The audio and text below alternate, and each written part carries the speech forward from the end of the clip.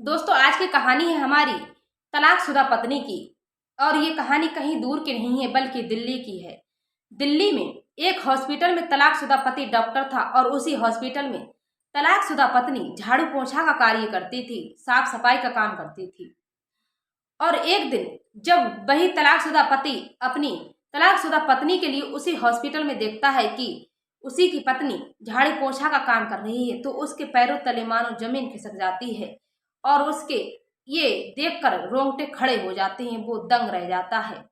उसके बाद में कुछ ऐसा होता है जिसे देखकर हॉस्पिटल वाले बिल्कुल हैरान हो जाते हैं और बिल्कुल सन्न रह जाते हैं। नमस्कार दोस्तों, मेरा नाम है माधुरी राजपूत। आप सभी का मेरे इस नए एपिसोड में बहुत बहुत स्वागत है। दरअसल दोस्तों, ये कहानी कहीं दूर की नहीं है बल्कि उत्तर प्रदेश की यही दिल्ली की है। दिल्ली में एक परिवार रहता था और उस परिवार में एक मोनू नाम का एक व्यक्ति रहता था और उसकी पत्नी थी उसके साथ, जिसका नाम था रश्मि। रश्मि और मोनू बड़े ही प्यार से अपने घर पे रहते थे और किसी कारण का उन्हें किसी प्रकार का कोई दुख भी नहीं था और बड़े ही आनंदमय के साथ अपने जीवन को बिता रहे थे। मोनू जो होता है वो एक डॉक्टर था, तो वह डॉक्टर का काम करता था और अपने घर का खर्चा चला रहा था, अपना भरण पोषण कर रहा था।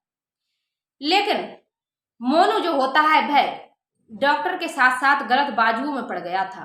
उसके बाद में एक दिन मोनू के कुकर्मों के बारे में, गंदे कामों के बारे में रश्मि के लिए पता चल जाता है और रश्मि मोनू से, जब मोनू घर के लिए शाम को वापस आया था तो मोनू से रश्मि बात करती है और कहती है कि तुम ये काम मत करो। अगर तुम ये काम करोगे, अगर किसी दिन हॉस्पिटल के मालक को पता चल गया तो तुम्हारा बहुत बुरा हासरा होगा, तुम्हारे साथ बहुत गलत होगा। लेकिन मोनू अपनी पत्नी की एक भी बात नहीं सुनता था। वो इतने गंदे काम कर रहा था, लोगों के ऑर्गन पार्ट्स जो होते हैं उनके बेचने का कार्य करता था। अच्छे मरीजों को ऑर्गन निकाल के बेच दिया करता था। लेकिन रश्मि के समझाने के बावजूद भी मोनू एक भी बात नहीं मानता था, रश्मि की कोई भी बात नहीं सुनता था। फिर रश्मि और मोनू के बीच में इसी बात को लेकर बहुत ही ज्यादा लड़ाई झगड़ा होने लगता था और बहुत ही ज्यादा लड़ाई झगड़ा होता भी था। फिर मोनू गुस्से में आकर अपनी पत्नी को बहुत ही ज्यादा मारता पीटता था, उसे प्रताड़ित करता था और टॉर्चर करता था। फिर एक दिन रश्मि जो होती है हार खाकर सोनू से लड़ झगड़ कर, क्योंकि सोनू ने रश्मि के लिए इतना मारा पीटा कि वो अपने मायके चली जाती। गुस्सा में रश्मि अपने मायके चली गई और वहां जाने के बाद में वह अपने घर पर ही मायके रहने लगी। और जब उसने इस घटना के बारे में, इस राज के बारे में अपने माता पिता को बताया तो रश्मि के माता पिता ने मोनू को बहुत ही ज्यादा समझाने की कोशिश करी, फिर भी मोनू के एक भी बात समझ में नहीं आती है। फिर मोनू जो होता है रश्मि को रखने के लिए इनकार कर देता है और उसके रश्मि के मम्मी पापा से कहता है मुझे तुम्हारी बेटी नहीं रखनी है, मैं इससे तलाक चाहता हूँ। उसके बाद में रश्मि के माता पिता जो होते हैं फिर भी मोनू से गुहार करते हैं, उसके हाथ जोड़ते हैं कि ऐसा मत करो, गलत काम है ये छोड़ दो और फिर मेरी बेटी तुमसे कुछ भी नहीं कही। फिर भी मोनू एक भी बात अपने ससुराल वालों की नहीं मानता है और ना ही रश्मि की सुनता है और रश्मि से वह तलाक ले लेता है। तलाक होने के बाद रश्मि अपने माता पिता के घर तो रहने लगती है और रश्मि 3 महीने की प्रेग्नेंट होती है। प्रेग्नेंट होने के बाद में रश्मि जब प्रेग्नेंट हो जाती है तो ये खबर उसके माता पिता को चलती है, तो उसके भाई की जो पत्नी होती है वो इतनी आदत की नालायक होती है, इतनी बुरी जिस्म की औरत थी वो, कि रश्मि को वहां पर एक पल के लिए रहना देखना चाहती थी, कि वो ये नहीं चाहती थी कि रश्मि हमारे ही घर पर अपने, यानी रश्मि अपने मायके में रहे। फिर रश्मि को किसी न किसी वजह से नीचा दिखाती रहती थी, उस पर झूठे आरोप लगाती रहती थी। फिर हार खा के रश्मि के माता पिता एक दिन अपना घर बचाने के लिए रश्मि को घर से निकाल देते हैं। और जब रश्मि को घर से निकाल देते हैं और रश्मि बेचारी जाए तो जाए कहाँ, क्योंकि रश्मि तो अकेली थी, उसके पास तो कोई सहारा भी नहीं था, उसके पति से उसका डिवोर्स हो चुका था। फिर रश्मि बिल्कुल अकेली पड़ जाती है। फिर रश्मि रोड पर भटक रही होती है, फिर उसे एक औरत मिलती है और वो उसे सलाह देती है। जब रश्मि उससे अपनी सारी सच्चाई बताती है, अपने दुखों का रोना रोती है, तो एक औरत उसे सलाह देती है और कहती है वहां एक हॉस्पिटल है, तुम बिहार के उस हॉस्पिटल, दिल्ली में एक हॉस्पिटल है, तुम उसी दिल्ली के हॉस्पिटल में चली जाओ, वहां काम वाले की सख्त जरूरत है, मैं वहीं से आ रही हूँ, मैं भी वहां काम करती हूँ। अगर तुम वो काम करना चाहो तो अपने बच्चे का और अपना ध्यान तुम अच्छे से रख सकती हो अगर तुम वहाँ काम कर लोगी।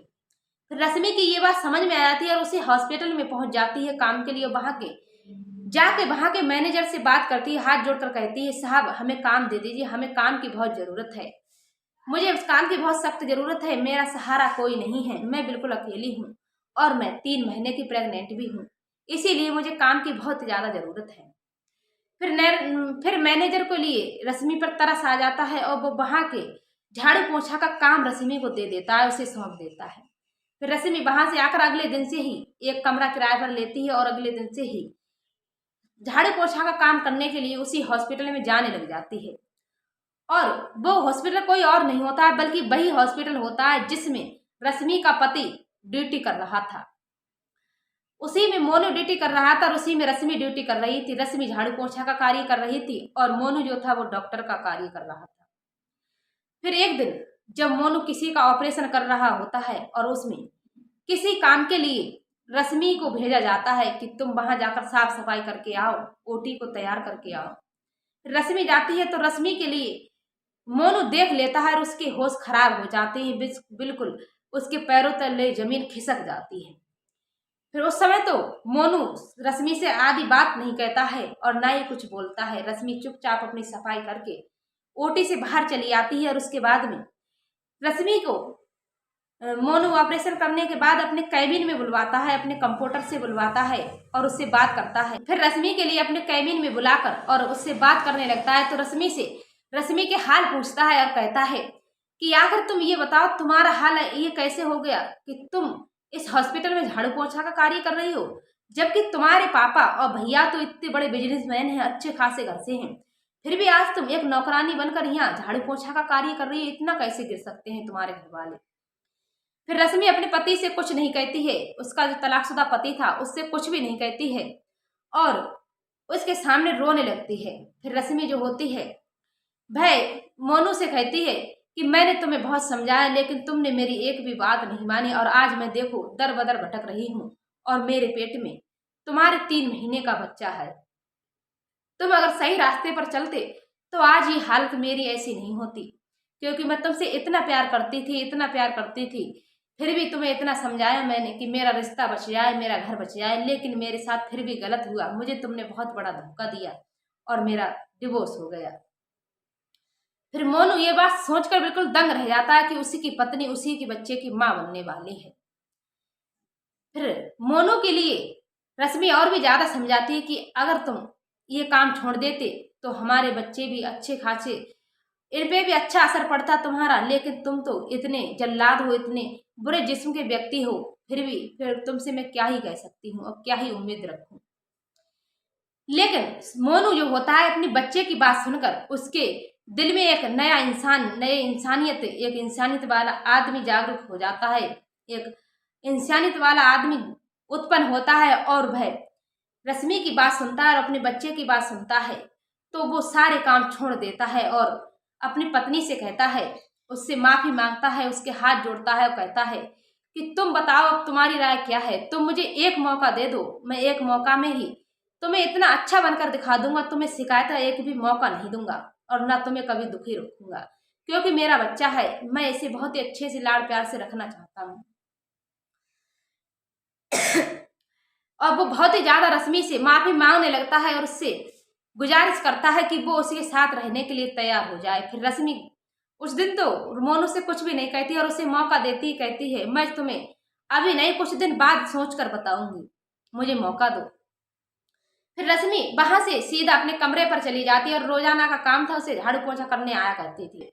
मोनू की रश्मि की उसी हॉस्पिटल में बातचीत हो जाया करती थी और रश्मि का मन एक दिन बदल जाता है और वह मोनू के साथ रहने के लिए राजी हो जाती है और सोचती है कि आखिर मेरे पेट में मोनू का बच्चा है, इसे भी अपने पिता का प्यार मिलेगा और सारी खुशियां मिलेंगी, मैं एक बेटे से यानी एक बच्चे से मैं ये हक नहीं छीन सकती।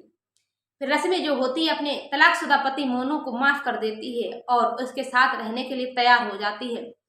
फिर रश्मि जो होती है चलो हम अपने घर चलते हैं, अपने पति से कहती है। मोनू जो होता है रश्मि को स्वीकार लेता है और अपने घर बड़े ही प्यार से ले जाता है और बड़े हंसी खुशी के साथ रहने लगता है। फिर मोनू अपनी पत्नी को घर जैसे ही ले जाता है, बड़े प्यार से अपनी पत्नी को रखता है, उसका बहुत ख्याल रखता है। उसकी पत्नी 3 महीने की प्रेग्नेंट होती है और उसका पूरे डॉक्टर के हिसाब से और पति होने के नाते वह उसका पूरा केयर करता था, उसकी पूरा ध्यान रखता था, एक एक बात की ध्यान रखता था, छोटी से छोटी बात की ध्यान रखता था।